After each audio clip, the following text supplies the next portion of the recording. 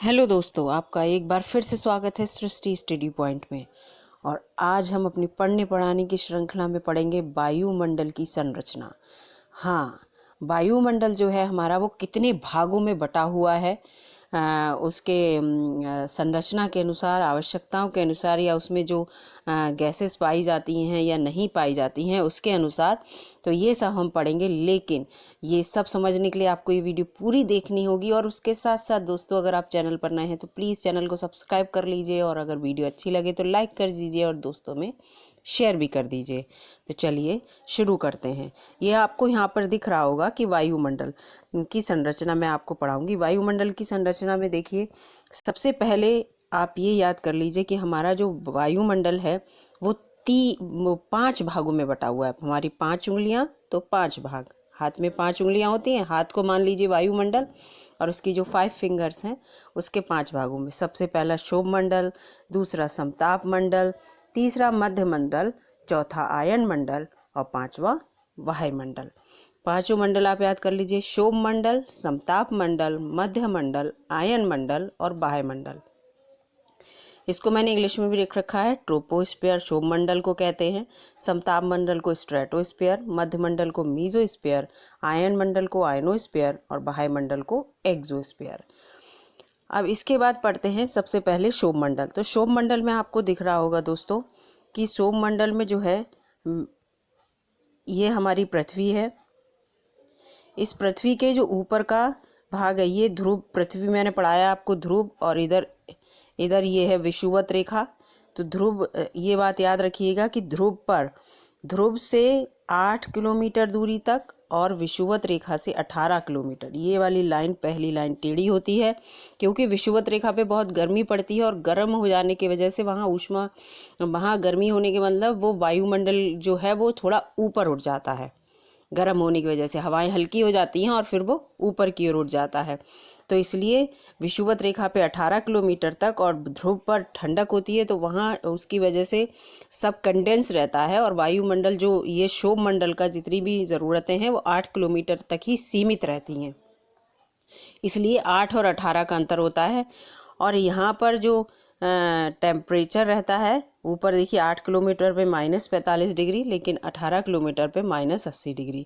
और ये बात याद रखिएगा, इस मंडल को हम संवहन मंडल भी कहते हैं। कभी कभी ऑप्शन में अगर संवहन मंडल आ जाएगा तो आप कहोगे हमने कभी पढ़ा नहीं। शोभ मंडल को हम संवहन मंडल भी कहते हैं, और इसमें वायुमंडलीय जितनी भी प्रक्रियाएँ होती हैं सारी होती हैं।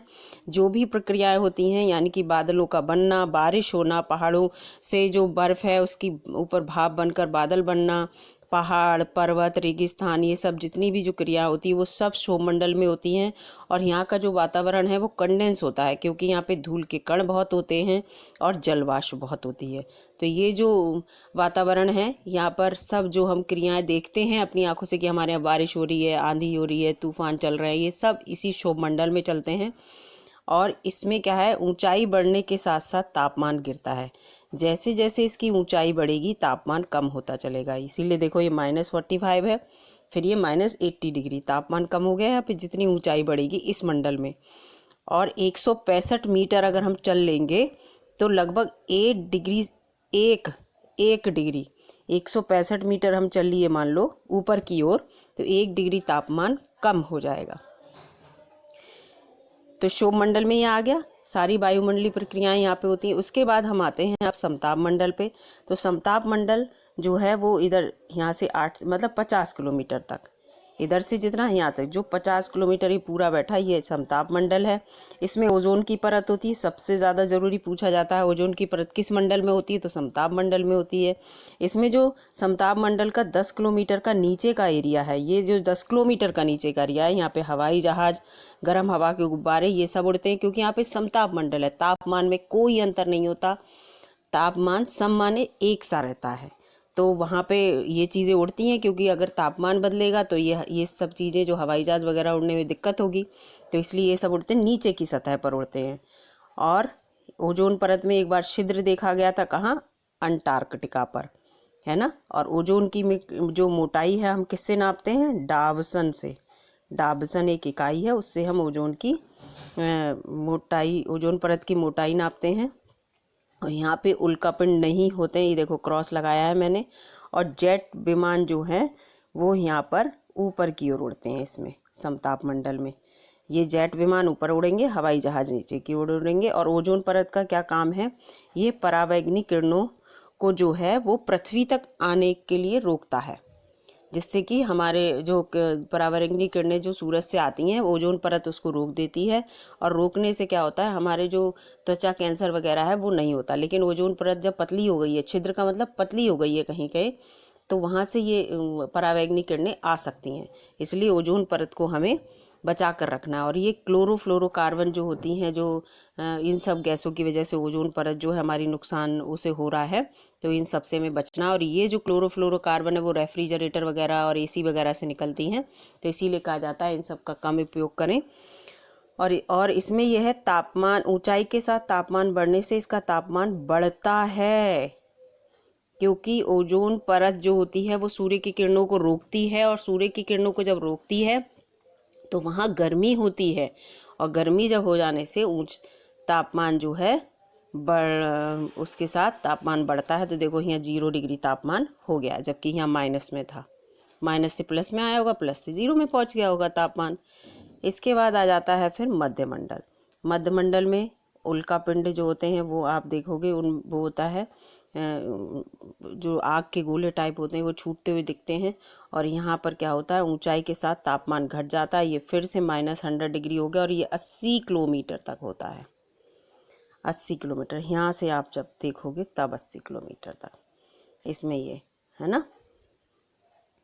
फिर इसके बाद आ जाता है यहाँ पे 640 किलोमीटर तक आयन मंडल। आयन मंडल सबसे इम्पॉर्टेंट है, क्योंकि रेडियो तरंगे जो बेतार की सूचना है, मतलब हम जो फ़ोन करते हैं उसके जो सिग्नल आते हैं उसके लिए सैटेलाइट जितने छोड़े जाते हैं वो सब आयन मंडल में छोड़े जाते हैं। क्योंकि यहाँ पे आयन है, पॉजिटिव नेगेटिव, जब वो एक साथ मिलते हैं तभी तो एकदम कोई रिएक्शन होता है। तो इसीलिए यहाँ पे जितने भी सैटेलाइट वगैरह हैं सब यहाँ छोड़े जाते हैं। और इसमें क्या है, तापमान बढ़ने के साथ ऊंचाई के साथ इसमें भी तापमान बढ़ता है।